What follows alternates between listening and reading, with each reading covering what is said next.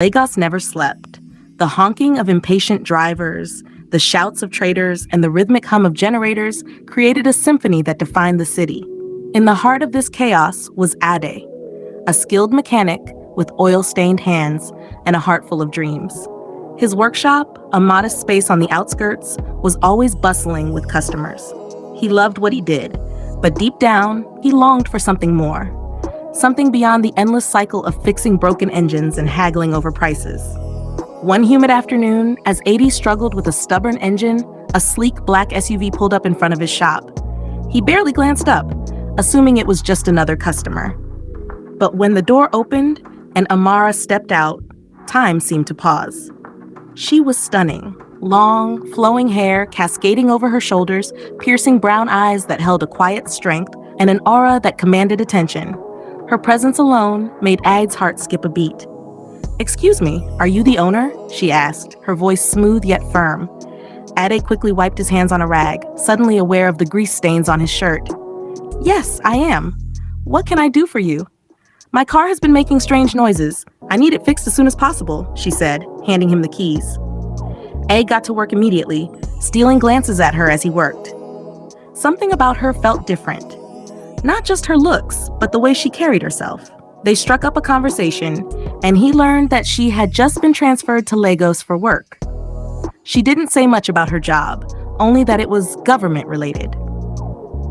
Over the next few weeks, Ade found himself thinking about Amara more than he should. To his delight, she kept coming back, not just for car troubles, but for small chats that turned into long conversations. Before long, they were inseparable. Amara was everything Ade had ever wanted. Smart, independent, and full of fire. He fell hard, and when she agreed to be his girlfriend, he felt like the luckiest man alive. One day, while strolling through the bustling market, Ade noticed Amara standing near a group of men in uniform. He smiled and was about to call out to her when something stopped him. She wasn't just talking, she was giving orders. Then he saw it. The gun holstered at her side, the rigid stance of authority, the way the men nodded in obedience. Ade felt his stomach drop. His Amara was a military officer. He couldn't believe it. How had she hidden this from him for so long? Heart pounding, he approached her cautiously. She noticed him immediately, her expression shifting. "Ade, what are you doing here?" she asked, trying to keep her voice steady. "I should be asking you that," he said, his voice barely above a whisper. "Why didn't you tell me?" Amara sighed, pulling him aside. "I wanted to. I wasn't sure how you'd react. My job is complicated." "Complicated?" Ade scoffed. "You're in the military, Amara. That's not just a job. That's a whole different life. And you kept it from me?" "I was afraid," she admitted. "Afraid that you'd see me differently, that you'd be scared." Ade ran a hand over his face, trying to process everything. He loved her, but this was a lot. As the days passed, Ade tried to adjust to this new reality. He started accompanying Amara to some of her training sessions, watching in awe as she demonstrated combat moves and weapon skills. He admired her strength, but he couldn't shake the feeling that something was off. One evening, as they sat in his shop after hours, Amara's phone buzzed. She glanced at it and immediately stiffened. "What is it?" Ade asked. She hesitated before saying, "Nothing, just work." But Ade wasn't convinced. He noticed how tense she had become. Something was wrong. That night, as they walked to Amara's car, a black motorcycle zoomed past them, the rider wearing a full-face helmet. Before Ade could react, the rider fired a shot straight at Amara. She barely dodged in time, pulling Ade behind the car for cover. The motorcycle sped off into the darkness. Ade was shaking. "What the hell was that?" Amara cursed under her breath. "I was hoping this wouldn't happen." "What wouldn't happen?" Ade demanded. "Who the hell is trying to kill you?" She exhaled sharply. "I was part of a special operations team that dismantled a powerful crime syndicate.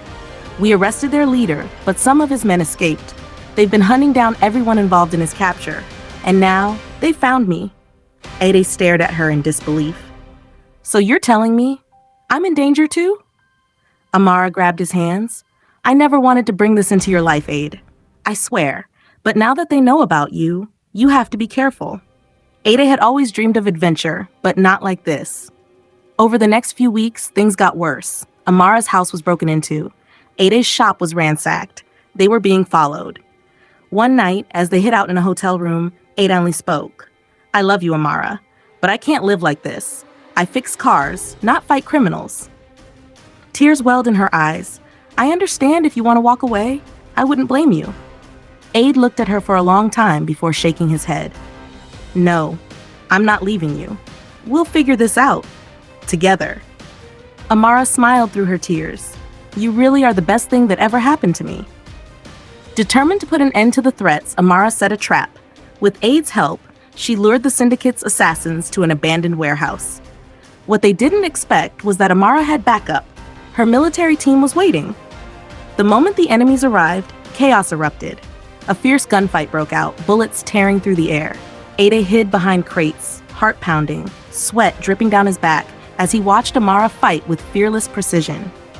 She moved like a shadow, dodging bullets and taking down enemies with swift, calculated strikes. Ade had never felt more powerless. But then, as one of the gunmen aimed directly at Amara, something inside him snapped. He couldn't just stand by. Without thinking, he grabbed a metal pipe and swung it with all his strength, knocking the attacker out before he could pull the trigger. Minutes later, it was over. The syndicate members were either dead or in handcuffs. The warehouse, once filled with gunfire and screams, fell silent. Amara rushed to Ad, pulling him into a tight embrace, her breathing heavy. It's over, she whispered. Ade held her close, his heartbeat finally slowing down. We made it. Months later, life slowly returned to normal. Amara was promoted and Ade's business flourished. They had been through hell, but they came out stronger, their bond unbreakable. One evening, as they walked along the beach, watching the waves kiss the shore, Ade turned to her with a smirk. So do I get a badge now? Maybe an honorary military title? Amara laughed, shaking her head. How about my hero? He grinned, pulling her close. I'll take it. And just like that, under the fading sunset, they sealed their love, stronger than ever, forged in fire and built to last. Thank you so much for watching this video. We truly appreciate your time and support. If you enjoyed the story, please hit the like button, drop a comment with your thoughts, and subscribe for more amazing stories. Your support means everything to us, and we can't wait to bring you more thrilling, emotional, and inspiring tales.